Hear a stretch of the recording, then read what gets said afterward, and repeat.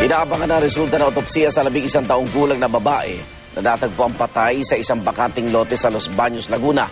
Ito'y para malaman kung siya ba'y hinalay o hindi. Pero itinuturing ng case closed ng pulisya ang krimen sa pagkakaaresto ng pedicab driver na umaming siya ang pumatay sa biktima. Saksi si Dano Tingkungko.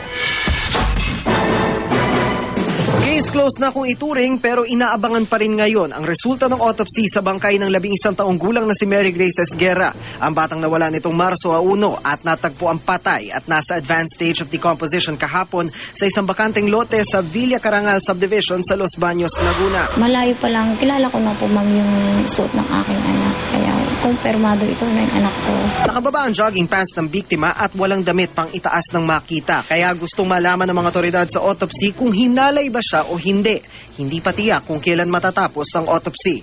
Isang pedicab driver na kakilala ng pamilya ng biktima ang nakakita sa bangkay at nag-report tungkol dito sa mga pulis. Pero pinagdudahan siya ng mga otoridad dahil sa mga kalmot sa kanyang katawan at salusalong at umanong pahayag. Ang ating pinaghihinalaan itong tao na mismong nakakita o nakadiscover doon sa bangkay. At siya rin yung huling nakitang kasama nitong biktima. Medyo kaduda-duda yung mga sinasabi niya. Itinanggi ito ng suspect nung una. Kung ako ba'y may kasalanan, ako nandito pa, magpapakita kung ako po may gawa noon. Pero nitong hapon, nagbago ang kanyang pahayag sa harap ng Los Baños, Laguna Police. Ano na kasi po sa nakakadapot po ko ng bato na ipano ko ulit ang bato sa ulo niya po. Tapos? Nung wala na siyang malay, dinalaw na po sa doon ng madamo. Bakit walang pang itaas at saka nakababa yung kanyang jogging pants? Wala naman sana akong galawin kasi hindi ko na ako nagawa. At nandalhin sa mismo pinangyarihan ng krimen na ituro pa ni Hipolito ang batong itinampokpok daw niya kay Mary Grace.